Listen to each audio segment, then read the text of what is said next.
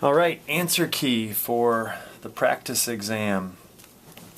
State the values in exact terms based on the unit circle. So really what you need to memorize is these first 5 coordinates. That's over 1, up and down nothing. And then this one is pi over 6. Know the coordinates for pi over 4 and pi over 3. And then this is pi over 2. And then everything else is a reflection or a reflection of those coordinates. Anyway, cosine of 45 degrees, that's just the x value that you go over to go up. That is radical 2 over 2. Alright, so know these coordinates. Those 3 coordinates really are all that you need to know, those 3 pairs. The sine of pi, that's way over here, halfway around the circle, because all the way around is 2 pi.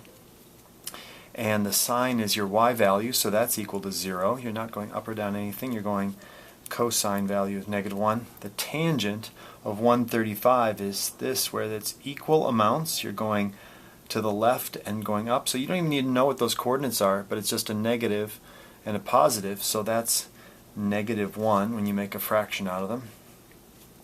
The sine of pi over 3 is the y value, so that's over 1/2 and up radical 3 over 2. Okay? Then suppose the angle theta is in the first quadrant, alright? So that's the first quadrant there. And it has a trig value of the sine, that's the y value, is half. So which one is it that's half? Well, up there clearly that's the angle pi over 6. So that's one answer. Theta is equal to pi over 6. But what's the other one? Well, it's going to be this one here. Not theta, but I don't know, what can I call it? The other one is angle A, I don't know, equals 5 pi over 6. Alright, so that's the second angle. Right there, angle A. This one is our test of our understanding of inscribed angles. So if you know that an arc has a certain measure of x, then this angle here is going to be 1/2 of x. So I double 38 to get 76 degrees for x. And then 130 is going to be cut in half to be 65 degrees. So when I add that together, you get 90, 103. So angle y then is 77 degrees. And W is our mystery angle down here. Well, to do that, you need to imagine the center of the circle. This is one way to do it. There are others. And if I draw these dotted lines going out, that's an isosceles triangle. And it intercepts this arc here. So this angle right there, I'll draw it a little bit larger, is going to be the measure of this arc. Well, if x is 76 and I add it to 130, that is 206 degrees. So this is 154 degrees right here, and these are both radii of the circle. Those are my little dotted lines. Anyway, this angle here and this angle here, base angles are called, and they're equal. And so that's going to be 26 degrees cut in half, so that's 13 degrees. And that would make a right angle because the radius is at a right angle to this tangent line. So 13 degrees minus the 90 gives you the angle that we're looking for, W. So W, I'll put it over here, W equals 13 from 90 is 77 degrees.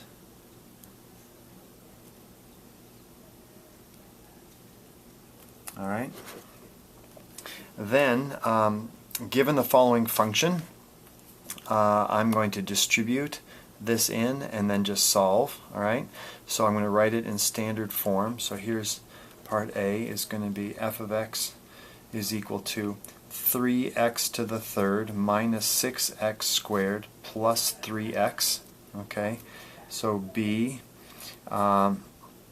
state the degree. The degree is then 3.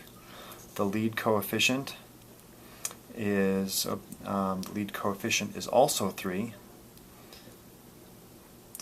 for a different reason. That's whatever number that is out in front. Should have made them different numbers, but then the evaluate f of 2 then is going to be equal to 2 to the third is 8, that's 24 when I multiply it by 3. That's 4 times 6 is minus 24. Those will cancel out, plus 3 times 2 equals 6. So that's that answer. And then D, find any zeros. Oops, sorry, that's... oh, look, there are 2 letter B's. I love that. Anyway, find any zeros. I'll call that Z.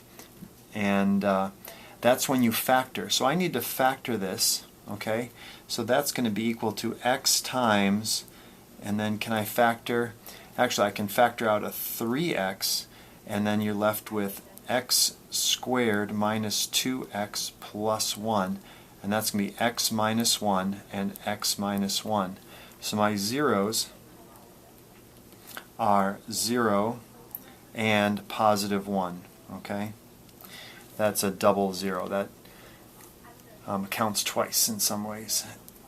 E, then sketch the simple graph showing this shape. Well, I know I've got a 0 at 0, and then also at positive 1. That appears twice, so that's going to be what we call like a bounce. So it's going to go up like this, it's going to turn around, come back down, and then go back up like that.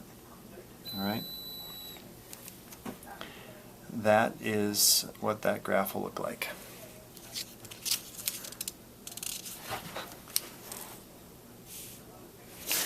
On to the next page, solve for x. Now we're getting to exponential stuff. That minus sign flips the fraction, 25 over 49. And that's to the 1/2, which means the square root, which is simply 5 over 7. Alright? Here I've got the log, base 2 of x equals 6. So I bring that 2 over, and that is x is going to be equal to 2 to the 6th. And so x equals 64. Alright? Here, log base 10 of 10,000 is equal to some mystery number x. Bring that over. 10 to the x, well, that's just how many zeros there are. 1, 2, 3, 4 zeros. So this just equals 4. Here, log base x raised to the 2nd power is 64. So what number squared is 64? By inspection, you can say that that's equal to 8. Alright, so I'm not going to have a problem. There's no x appearing up here, so writing the answer x equals 8, I'm not going to take off for that. Usually you could just say, well, well, actually there is an x in this one, but there's no x in that one, so writing x equal 4 isn't technically the best way to write that answer, but I won't mind.